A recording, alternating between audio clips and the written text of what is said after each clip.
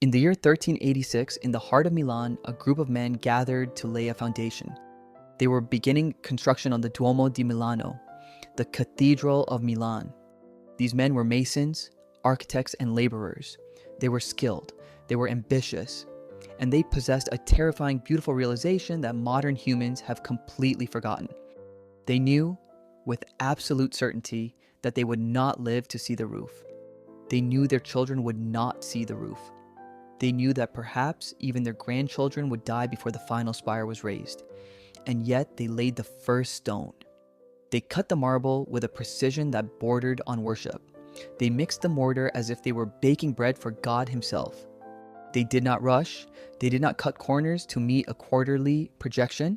They did not panic because the skyline hadn't changed by Tuesday. The Duomo took nearly 600 years to complete. 6 centuries.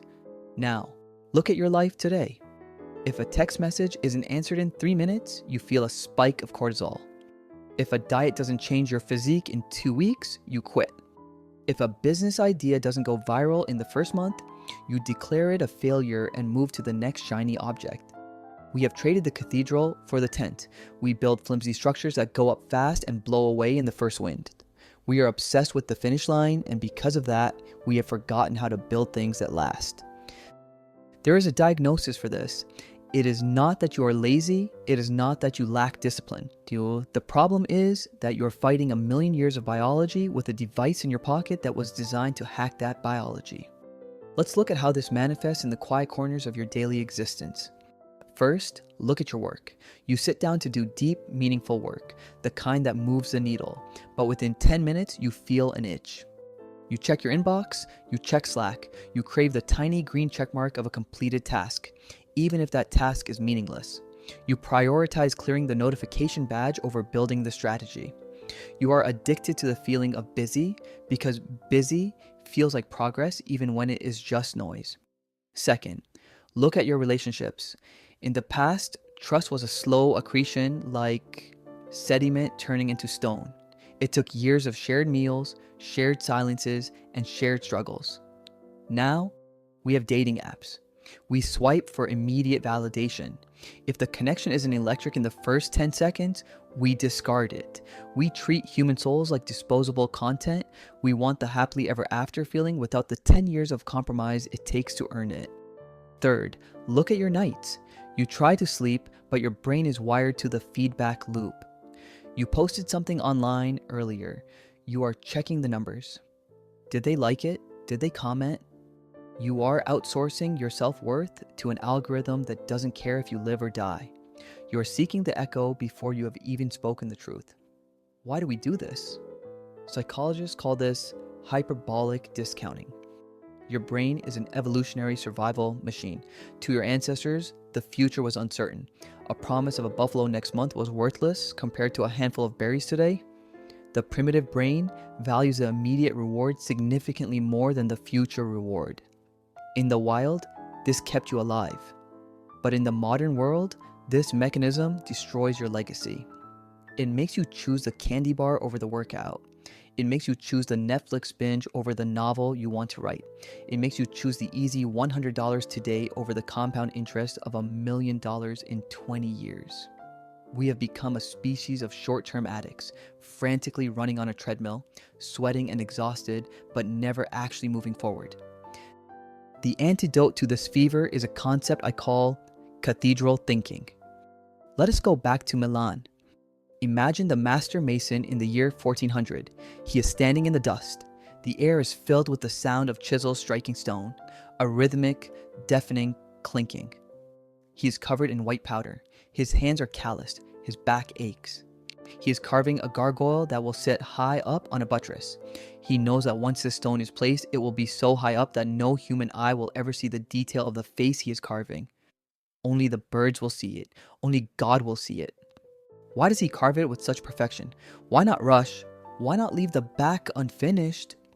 Because he is not working for the applause. He is not working for the quarterly review. He is working for the structure itself. This is the shift.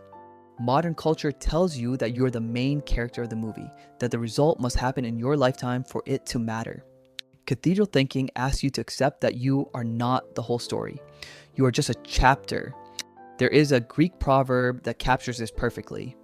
A society grows great when old men plant trees in whose shade they shall never sit. Think about the biology of a tree. When you plant an acorn, nothing happens. For weeks, maybe months, the surface of the soil is undisturbed. If you were using hustle culture metrics, you would dig up the acorn every 3 days to check if it's growing. You would scream at it. You would try to hack its growth with chemicals, hearing, and by doing so, you would kill it. The growth is happening underground. The roots are pushing into the dark, cold earth, anchoring themselves against storms that haven't even formed yet. The unrushed way is to trust the darkness. It is to do the work in the silence without the applause, knowing that the timeline of greatness is not measured in hours, but in decades. So, how do we apply this to a world that demands speed? We cannot build actual cathedrals. We have bills to pay. But we can build a cathedral habit. Here's your instruction for today. It is simple, but your brain will resist it. I want you to start one project, just one, that has absolutely zero immediate payoff. This is the one brick that no one sees. Maybe it is writing one page of a book that you promise yourself you will not show to anyone for a year. Maybe it is putting a small amount of money into an investment account that you delete the password for so you cannot check the balance. Maybe it is learning a complex skill, like a new language or an instrument, but refusing to perform it for anyone. The rule is no feedback loop.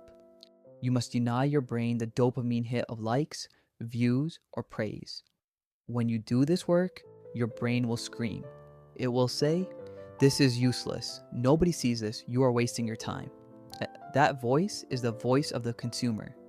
You must answer it with the voice of the architect. You say to yourself, "I am not building a tent, I'm pouring concrete." Do this for 10 minutes a day. The lack of validation is the point. You are training your mind to detach effort from immediate reward. You're retraining your nervous system to handle the long game. The architect of the Duomo died before the windows were installed. But when he took his last breath, he did not feel like a failure. He felt the weight of the stone in his memory. He knew he had contributed his brick. He knew the structure would hold. Your life is not a sprint to the finish line. There is no finish line. There is only what you build and what you leave behind. Lay one brick today. Lay it well. Stay unrushed.